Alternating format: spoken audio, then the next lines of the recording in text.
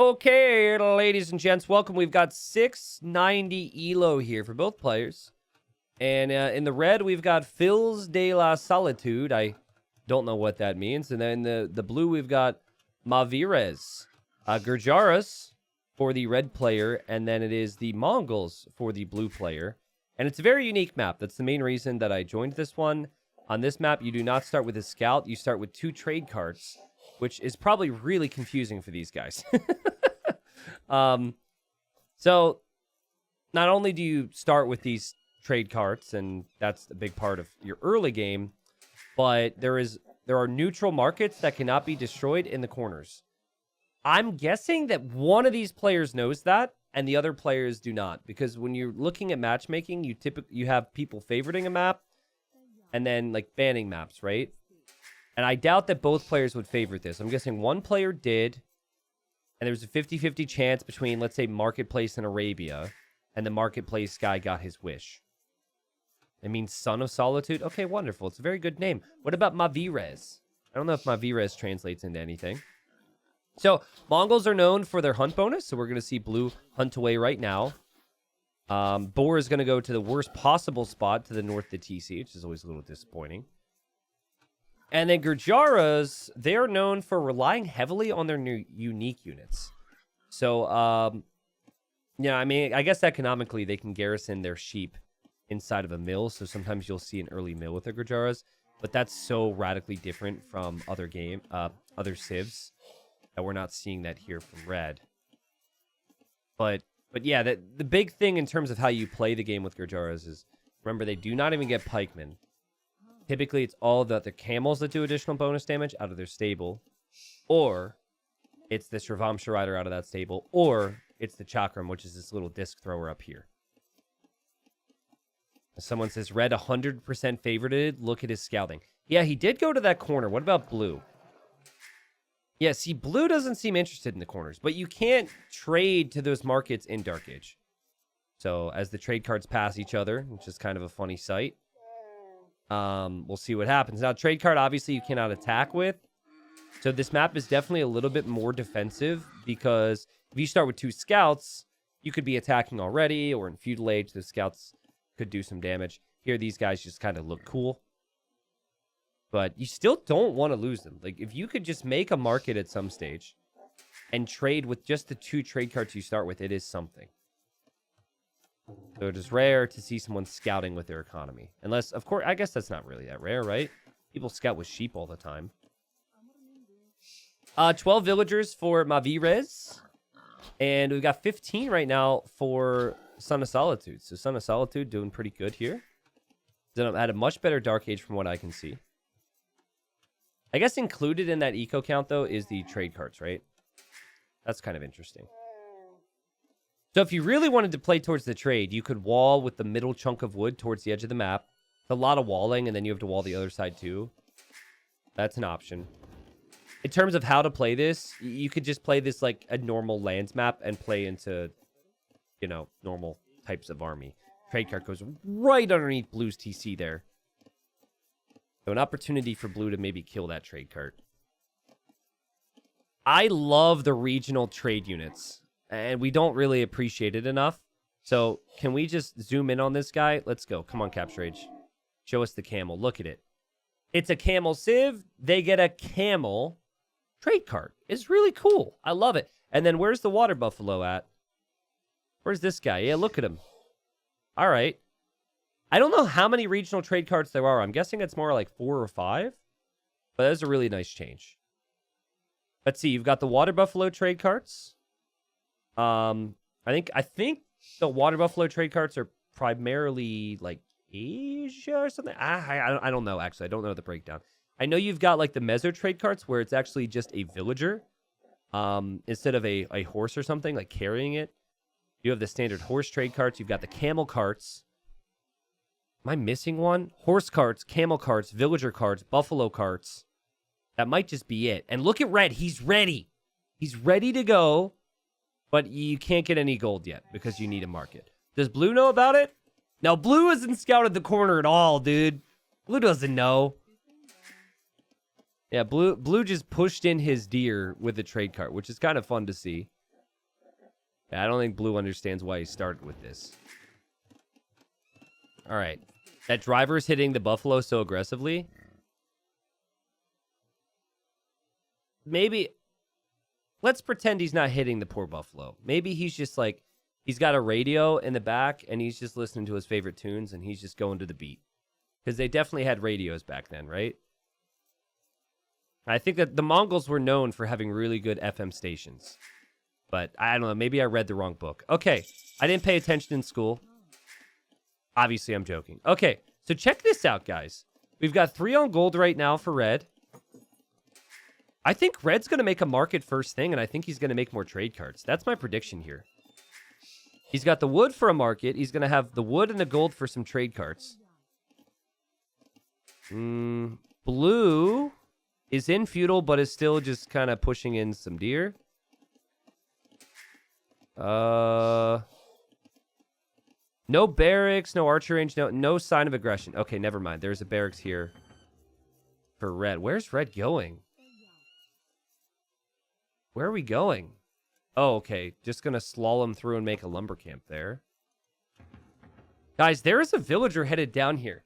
This is so funny. Is red going to wall in this market so the opponent can't use it? You know, it's kind of funny because if red does do that, red, your opponent doesn't even know how the map's supposed to be played, dude. He thinks he's being all big brain. He thinks he's being really smart about this, but I don't think blue's scouted a single market. Oh, I lied. Oh, blue found one. Oh, how incorrect I am. And blue's like, what? Oh, okay. Okay. A tower! He's trying to control the trade. Dang. Okay. Also, it's kind of ominous to see these dudes with, you know, stakes through their throats. Jeez, I never zoomed in. Oh, God. Oh, my goodness. Okay, this guy, it's coming up out of his neck, but still, where it goes in, probably not feel good. Holy, okay. Archer range here for red. Red has 24 vills. It's only 15 for blue. Blue really forgot about vill production, but we have a market. Now, the way trade works is a bit weird, but this guy's not going to pick up gold and take it home until the market's completed. So you can't pre-pick up the gold. And oh my God, blue's like, wait, market in this corner. What about the other corner? And blue is going to encounter the enemy tower. Dun, dun, dun. I don't know why I went for Law and Order there, but classic Law and Order was amazing. With like Jack McCoy and God, I forget the other names. Anyways, I don't know how many people ever actually watched Law and Order. Man, I'm really bummed that blue forgot about villagers here because I think red could just be aggressive with the archers and win this game. Red's did such a good job producing vills.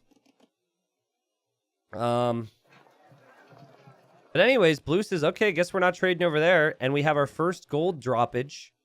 22 gold per trip from your scouts. And blue says, well, crap. He towered that one. That's a really good idea. Let me steal that strat. So he's going to go build a tower here as well. Now, if you want to go super next level with it, you could just make walls and gates around it. But a tower does the job. Oh, man. But blue, you just forgot that villagers are important in this game. Now, we don't know if red's going to attack with it. But red has really moved with a purpose in this game. The only thing red hasn't done, though... Oh, you can't make it up. Red's actually going to go to this corner now where there's going to be a tower. Whoa. Okay. Does red have a market, though? Red doesn't have a market yet. Does red want to tower every single corner? What's happening here? Okay, trade carts have scouted the opponent's trade cart, and there is gold in the back. There is the market from red. Archer production's real. If blue were to get attacked by archers right now, blue would just be really, really, really, really dead. Because it's 31 villagers versus 18. It's bad, man. I'm trying. Normally, I'm Mr. Positive. Normally, I'm like, wow, he's behind by a couple vills. It's okay. He could do this. I can't think of anything he could do if archers run into his base. And blue's just really fixated on the trade. The blue now is going to go here. And that's going to be more gold per trip because of the distance. So that ends up being 79 gold per trip. But obviously your trade is more vulnerable. Red. It's T90 speaking. No, you're not hearing voices in your head. It's me, okay? This is normal. Don't freak out.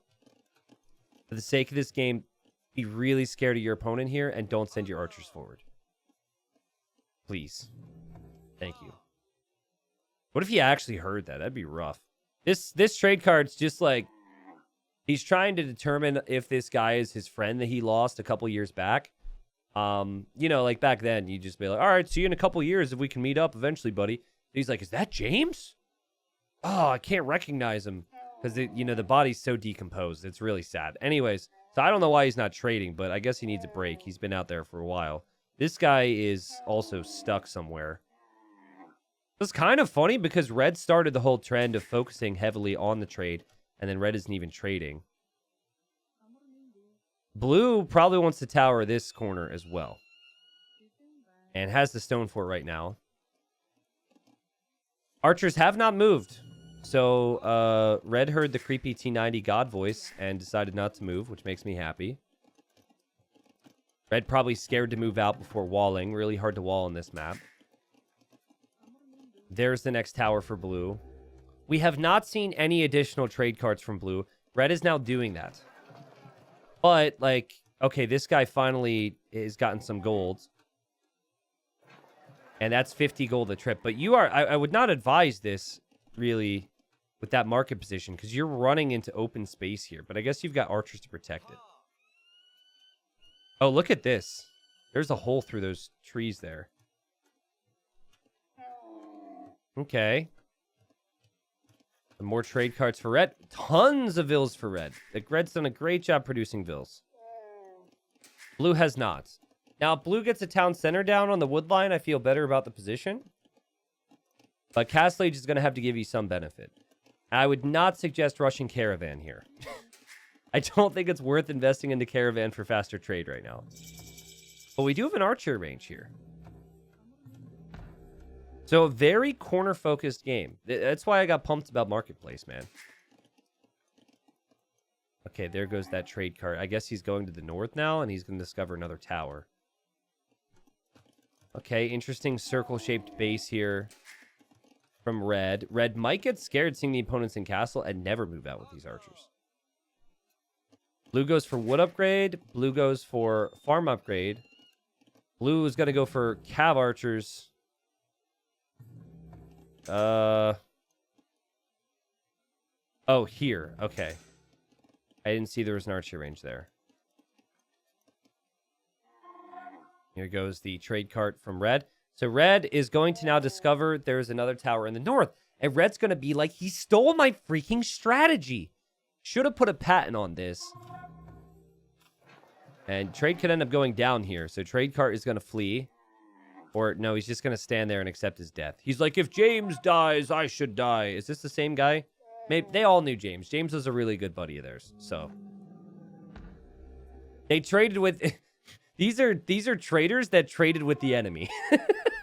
Which the game allows you to do. But if your king finds out about it, you're made an example of. So all right. So Castle Age could come in soon for red. Red clicks up to Castle Age. Red is really good build up with economy. And here comes archers. You're in Castle Age faster. You're feeling good about life. And then your opponent, who's still in feudal, shows up with a bunch of archers. Not really a good sign. I don't know what the archers are doing exactly. They see that villager and really want to kill him. And the cav archers, I mean, these guys are like, yo, we're on a horse. We will destroy these little foot soldiers. But, okay, that was a good distraction from blue, I guess. This guy's still building the blacksmith. Okay, really good job there, bro. And, I mean, red could just run in and kill everything, but, well, now there's a TC for blue. So this game stabilizes a little bit more. We have a tower here from red, so red is very worried about being exposed on this side. And you do not know as a player how good your economy is compared to the opponent. We got 4 trade cards for red. It is 2 for blue. And blue, you really need blacksmith upgrades for your skirmishers and cav archers here. Again, getting some gold income. What's the trade profit look like right now? Economy, trade profit. Looking better for blue. Red is currently just shooting arrows into that house. Okay.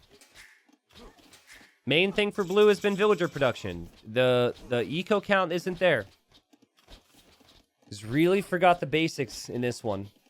And red's going to expand and drop a town center here, which is a bit interesting. I think dropping a town center more towards the middle, maybe here would make sense. But trade route is something on red's mind for sure. And we have Caravan for red, who I still think is the guy who chose this map. I think blue realized how to play the map after seeing this and said, oh crap, I need to do that too. But I think red is the one who chose this whole thing. No Castle Age upgrades yet on these archers, so not ideal to be fighting against skirms. The skirms are going to tank a bit and get some kills, but still there's just way more archers, and red, he doesn't care. We got this. We're good. Is it a bit wasteful? Yeah. But, you know, blue, he brings in another skirm here. It's still not going to be enough for those archers. All right. Every time I look at blue, he's not producing villagers. Maybe I should stop looking at him. Let's look at red. Red producing vills here. Red not producing vills here, but still fine. Has the crossbow upgrade now. Getting thumb ring as well. So these guys are going to have rings on their thumbs.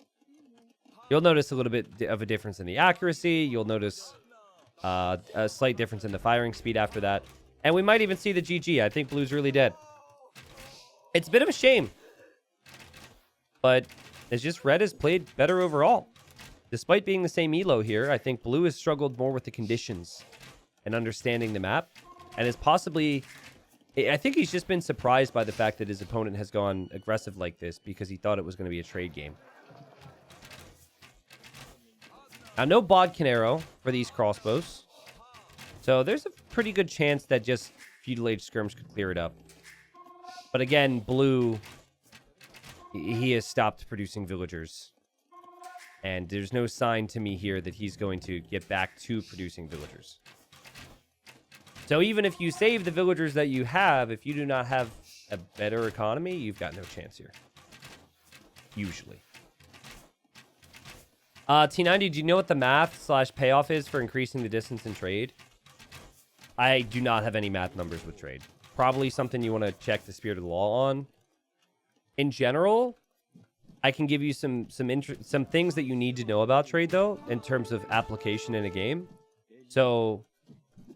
first thing is, obviously in normal situations, you're trading in team games. But yeah, so I guess like, let's just say, let's just pretend if you can trade, we'll treat it like that. Basically, investing into normal economy, like villagers first, is much more important, right? So I wouldn't suggest trading in Feudal Age necessarily. I would say go into your 3 TCs, start to build up towards some army, and then once your economy is really bringing in tons of resources, that's when you want to go like 2, 3, 4 markets and spam out the trade. Like it is more efficient for your economy to focus on multiple town centers and then add multiple markets and add the trade than it is to add the trade like slowly because it will delay the town center significantly. But doesn't mean I don't think the trade aspect's really cool, and you know, I can appreciate it here. It feels like blue knows he's behind, and he wants to go for a little raid up here in the north. He's gone for elite skirm now, and he's gonna get upgrades, so he should be able to kill this. But the guy has not produced a villager in like 10 minutes. Like this is rough. Is it 23 vills? Not pretty at all.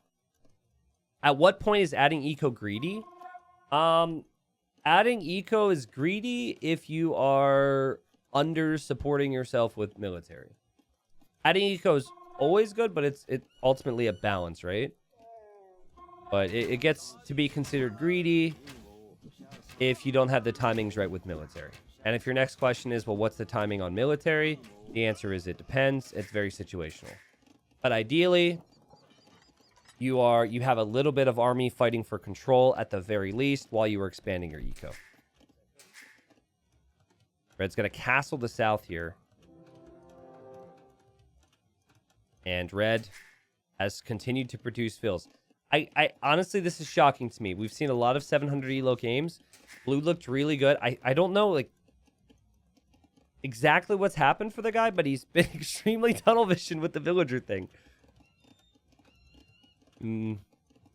He's got good upgrades. He's got good army now. He wants to take some initiative here, but this is rough. Okay, so we're at 35 minutes. Let's go back. 16 minutes. He's at 18 vills. Okay, he was producing vills then. I think he stopped producing vills. Like, this is... Okay, at one point he produced 2 vills, but pretty much from the 18-minute mark, he hasn't been producing villagers. And castle going up here, obviously, is not going to make him very confident he can hold this position. Yeah, I could see blue saving for imp, possibly. Red's going to send villagers here to walk in here and try and take this stone? Huh? Siege workshop for blue. Now, that could have been helpful as well earlier in the game. If you can't afford to make the skirms or get the upgrades, just plop down a siege workshop and make a couple siege weapons.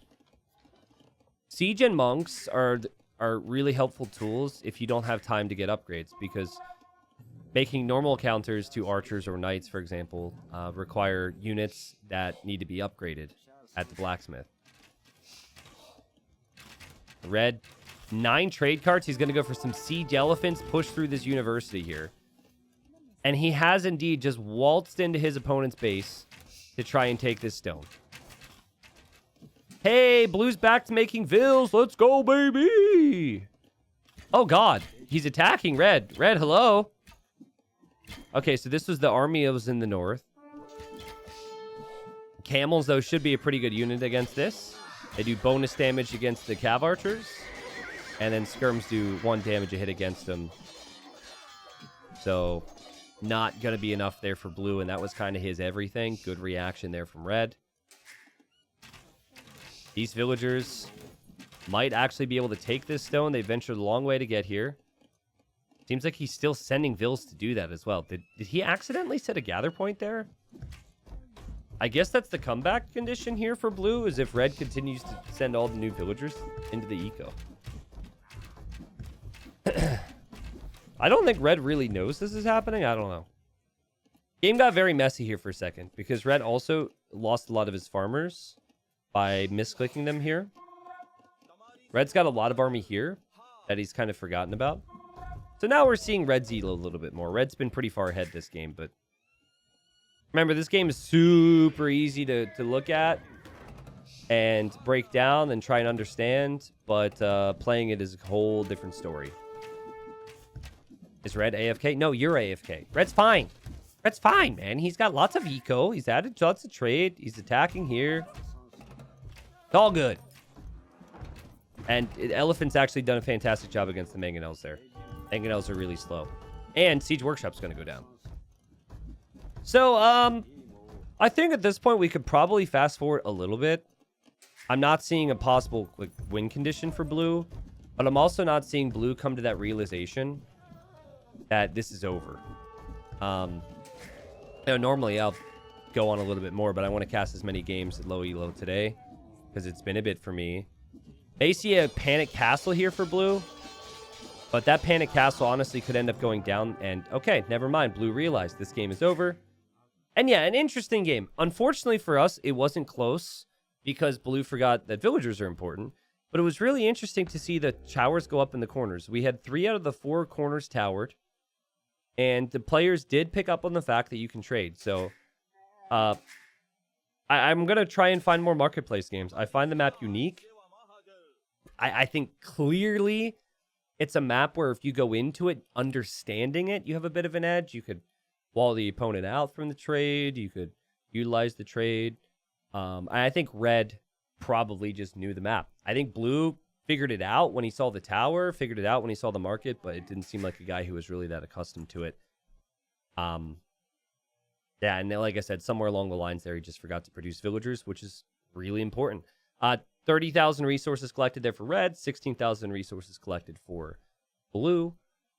KD overall is pretty close. Blue did build up a big counter towards those archers, but that was kind of it for blue. Apart from that, he didn't have too much more to work with. One counter attack, and that was it. Just didn't have the economy.